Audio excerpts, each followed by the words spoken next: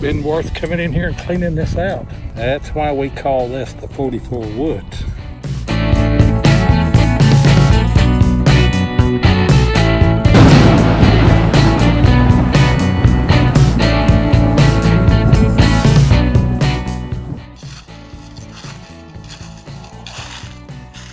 Yeah, I got the GPX bug, I'll tell you. After going to digging in Virginia, I'm gonna hit the 44 Woods a little bit and see what I can find there today. Clean out a spot there where I found quite a few bullets and Gallagher cases and stuff like that. So see if there's anything left in here. Got my little bitty coil on here, running in the 44 Woods. You can see them behind me. I love this place right here. And I've got a 44 right here in the hole. There's that little coil right there. If you look right down in the bottom, right there, I can see it's a 44. See if I can get him out here. Oh yeah, pretty little bullet right there.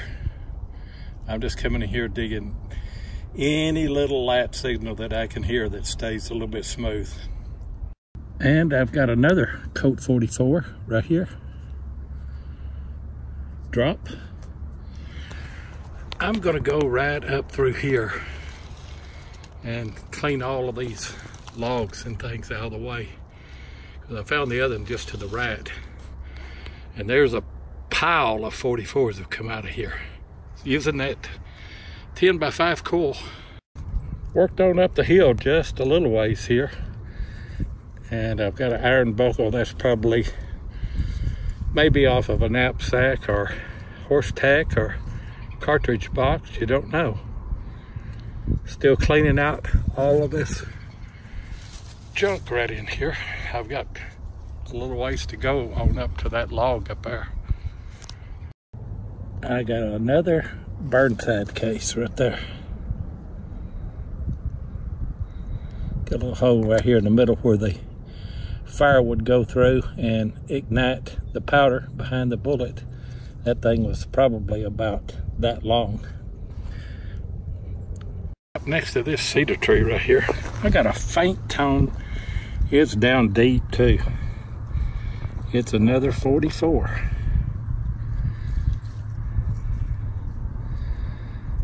Kind of got my machine tuned up, I guess. DIV will do that to you. It's been worth coming in here and cleaning this out, because I've got another 44 right there. That's why we call this the 44 Woods.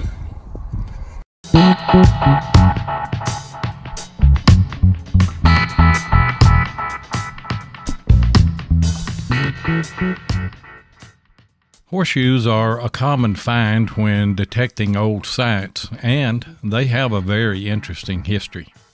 An early form of hoof protection was seen in ancient Asia, where horses' hooves were wrapped in rawhide, leather, or other material for protection from wear. From archaeological finds in Great Britain, the Romans appeared to have attempted to protect their horses' feet with strap-on, solid-bottom hippo sandals that was a slight resemblance to the modern hoof boot.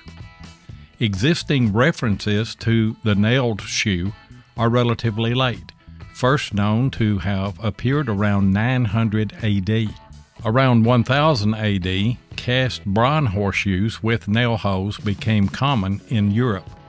The 13th and 14th centuries brought the widespread manufacturing of iron horseshoes by blacksmiths. And like human feet, there's a difference between the left and right hooves of a horse. The outside breadth of the shoe is typically longer than the inside.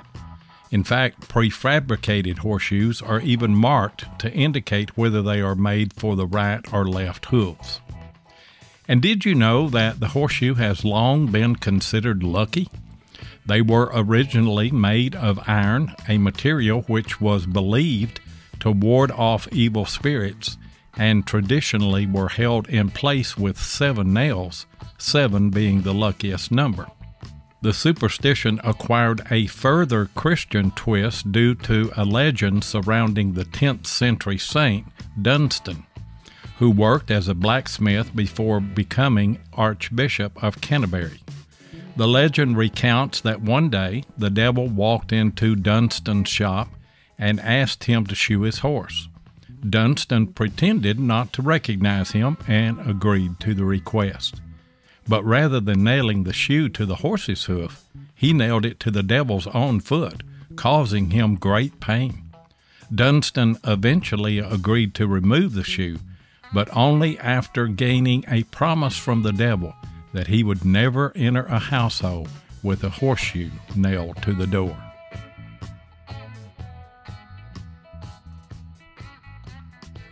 Down in Virginia, there's Matt Howell on the side of the hill right there, and we're hunting an old house site.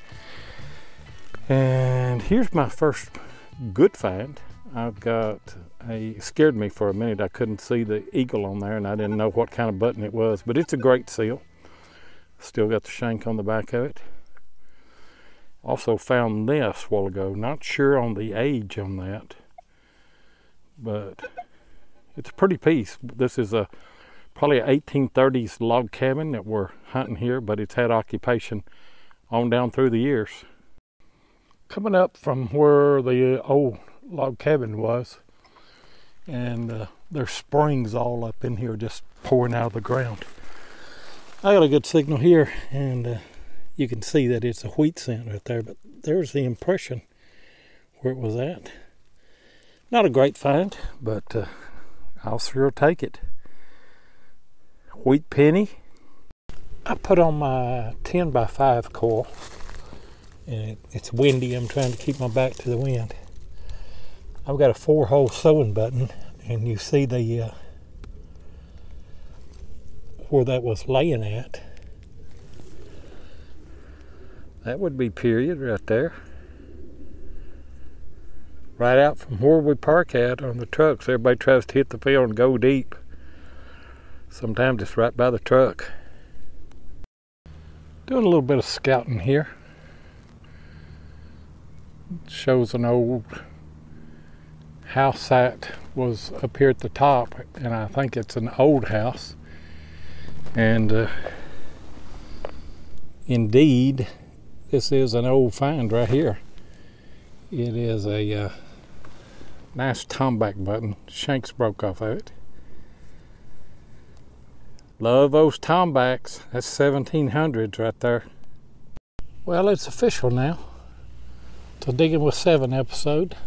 I've got a harmonica reed here. I'll take that. By the way, guys, check us out on Thursday night, Relics Radio. It's on Spreaker.com. We come on at 8 p.m. Eastern, me and Tennessee Jeff, and we always have a good guest. And I am the producer and co-host on American Digger Magazine's Relic Roundup every Monday night at 9 o'clock. So catch both of those shows, and I'll see you on YouTube a little later.